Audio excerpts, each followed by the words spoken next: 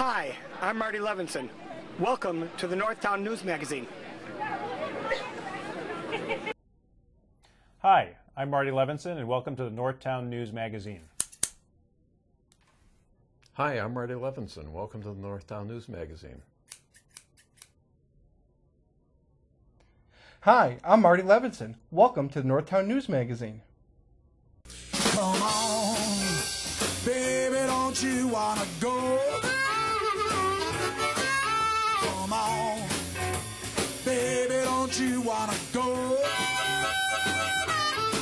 Back to that lemon light city, sweet home Chicago. 224 446.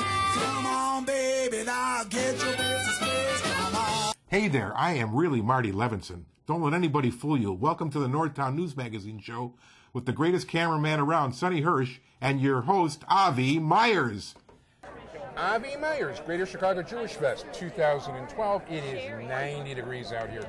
It is really hot. This is the single largest gathering of Jewish people in the Chicagoland area.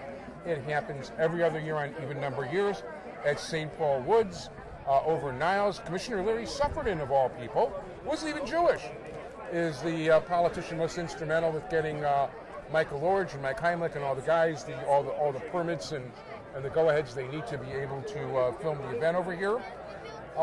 We are here.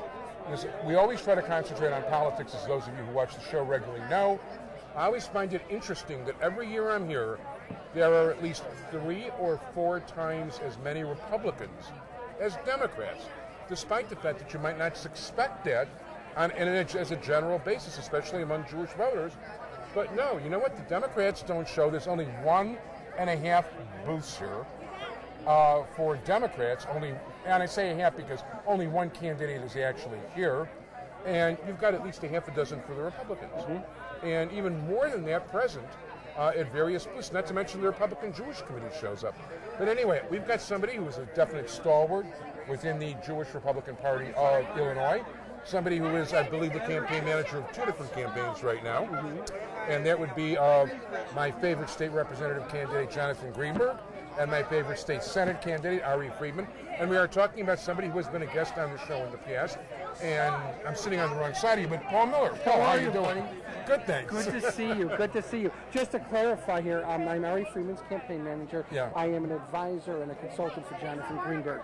Jonathan has a wonderful new campaign manager by the name of Elizabeth Burrows that we just welcomed to his campaign, and she's doing wonderful, and they're going to do great things this fall. No, and you've been involved in campaigns in my neighborhood. You've been involved with various other campaigns on a congressional basis. And of course, you've got, what is it, Pauly Consulting Group is called? Pauly Group LLC is my consulting group. I do politics, campaigns, and I also do new media consulting. And he's really good, and he works really hard, I'll tell you that. Thank you, sir. And more and more I see, there's not a campaign that goes by that somebody doesn't search out.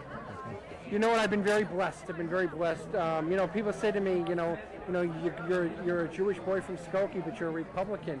So, over the years there hasn't been a ton of us, so I tend to get the Republican campaigns. But as you were mentioning about the Republican Jewish Coalition, Jewish Republicans are a growing group. Karl Rove himself, actually, about 3 years ago, told me that in the Republican Party nationally, Jews are one of the fastest growing constituencies the party has, and I'm very proud to finally see that. And I myself, we're a group that votes Democrat, and my answer to people is simply this: don't vote party, vote for people.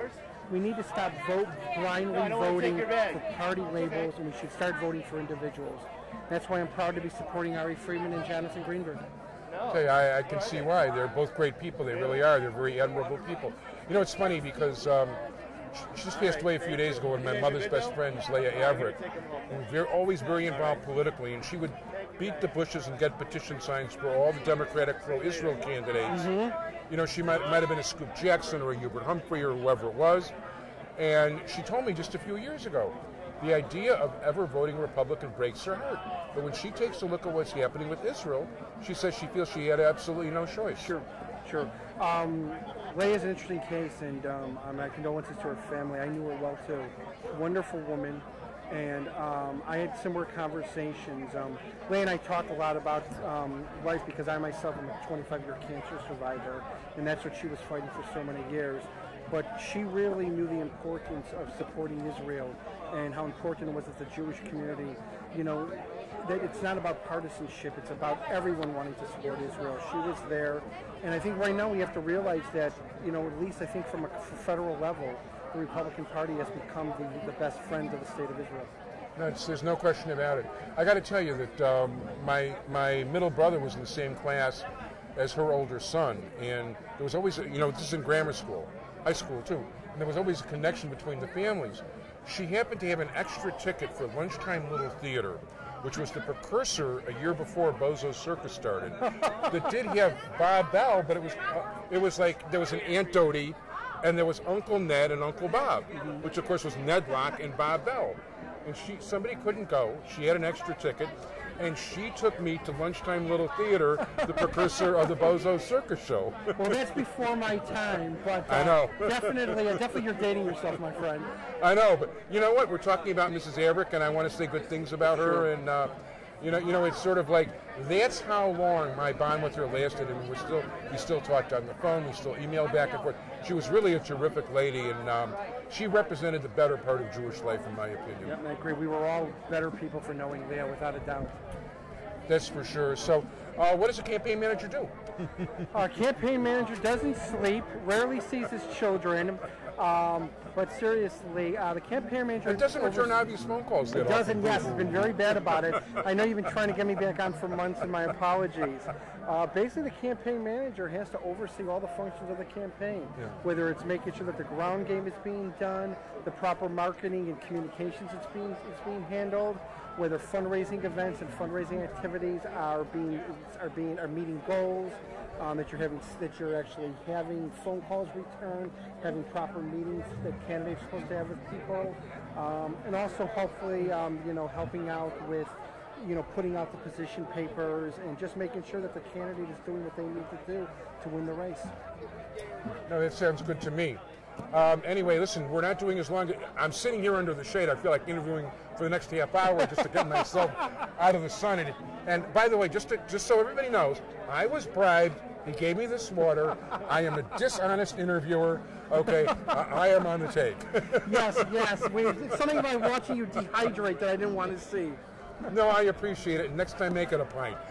Sounds good, buddy. Good to see you. Paul, always a pleasure. And good luck in both the Friedman and the Greenberg campaigns. Thank you, sir. Thank you.